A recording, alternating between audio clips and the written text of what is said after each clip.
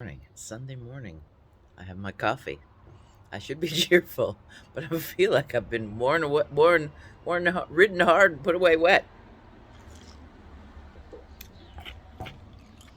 It's nippy today. It's not as hot as it's been, but I'm gonna walk you around the yard because things are a blooming, and then I have some yard stuff. So we're gonna start there, and then I'm gonna talk to you about Lace Day yesterday too. I've got a little bit of video, not very much because I was working, but show you the yard is in bloom, and you're gonna want to see it. Oh, hang on, pause. I'm gonna go get my shoes. Hey, I have to get these in the ground. I have all the way from the UK, yummy potatoes. I'm gonna be growing these for a long time. The potatoes taste different in the UK, so my lovely husband on Amazon ordered them, and they got sent straight from the UK, King Edward. So they're Edwardian potatoes. And then I have onion sets because we eat a lot of onions in our house. I got myself a tomato. Never heard of this variety before, so if you guys have, let me know. It is stellar. It looked like the best plant. Uh-oh, and then we've had a wind accident. We had a lot of wind last night. These guys have not started blooming again yet. I hope they do soon. I got myself a honeysuckle gold flame. Let's see if we can get that to focus. Honeysuckle, Home Depot, so nothing special there. I'll tell you about honeysuckle someday. I'm Cherokee, like real Cherokee with my card and everything, and they make baskets out of these, and they also dye.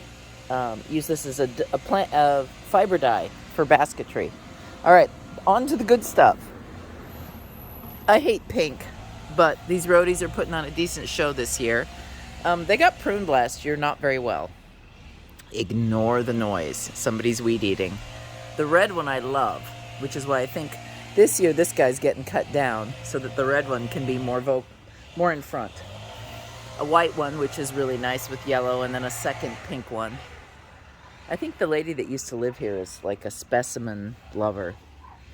All right. The dogwoods, which I used to hate, now I can't rationalize tearing them out, are in full bloom. This sucker's filled. And last year it was pathetic. But this year, it's looking good, isn't it? I can't believe how good it looks this year. I have 3 of these. 1, 2, 3. I think the last video I showed you this iris, it's done now. But in its place, and I need to weed all these out, but I don't know where I'm going to move the plants yet. So these great looking lilies are in full bloom. And then we have this iris is like come on and going again. My little planting corner seems to have been okay. I've got some hollyhocks I stuck in the corner, so fingers crossed they do okay. It looks like I need some extra water back here. They're not super happy. Hopefully in a year or so they'll perk up. Heliobor coming out my backside. I've got a taker on some of those. I got 2 people that wants heliobor. Look at this. I don't know what this is, but it's pretty spiff, isn't it? And then a white iris that I think we had, I don't know if it was the sprinkler or if we had some rain, but it's a little faded. And then larkspur, I think. That's what's in my head anyway. Oh, and then we have another white iris over here that's almost done, and a heliobor that I want out. Yeah, so that's what's been happening in the yard. I haven't gone to the backyard in over a year. I don't really want to know. All right, and then my messy old porch that needs a clean today. Today, I'll be cleaning the porch. I'll be adding some amendment to the soil because it is so clayey. Look at the clay clumps on there. But those are all seeds that I planted, so they're coming up. I don't have any seeds coming in yet on my, I hope they come up. I might have to get some more. These are my seeds for my, right here. Seeds for my nasturtiums. But it doesn't look like they got buried very well. I'm going to have to get these buried more because I do love a good set of nasturtiums. So the potatoes, I believe I'm going to put in that bed back there. I'm going to clean out the daffodils, move them out into the yard, and then put my potatoes in there, put the tomato probably here. I think I'm going to put the tomato in here because that's the best sun. And then it looks like I need to mow the yard again too because it's mowy. Yeah, that's the update on my yard.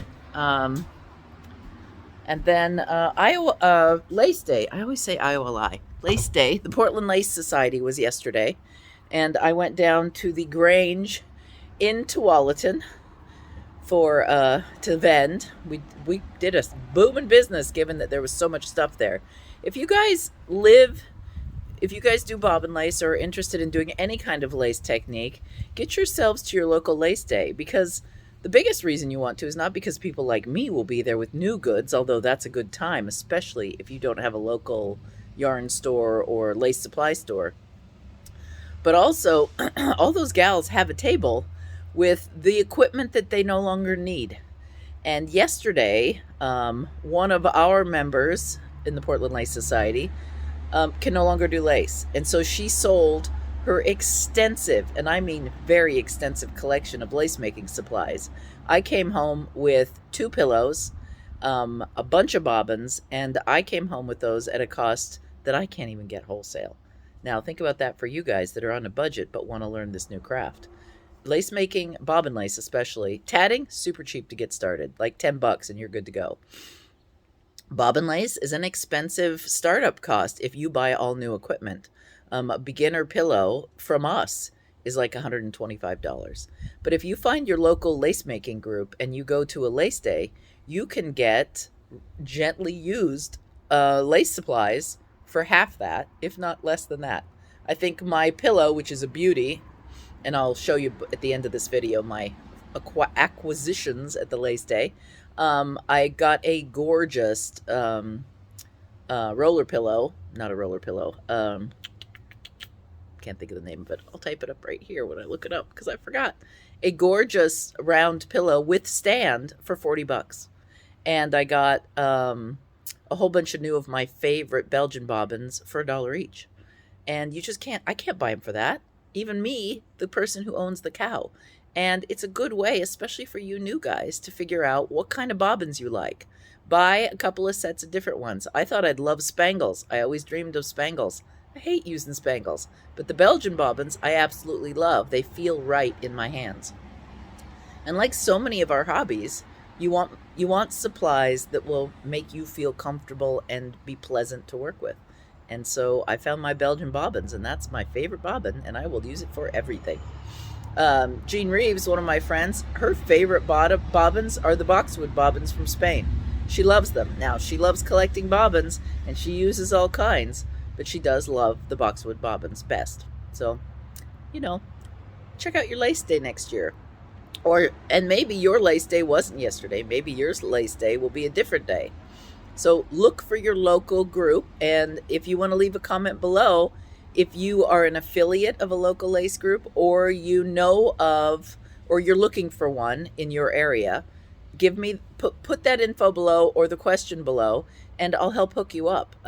One place you can look, and that link will be in my information, the International Organization of Lace has an affiliate program where all of the local lace groups, but not every one of them, but many, join IOLI as a way of saying, hey, we're part of the lace making group in the world, and mostly the US and Canada. But so you can go to IOLI and find out where your local lace making group is. It's really worth it. The gals are lovely. They love to teach people lace. They love to demo lace, and they share supplies. So it's definitely worth it.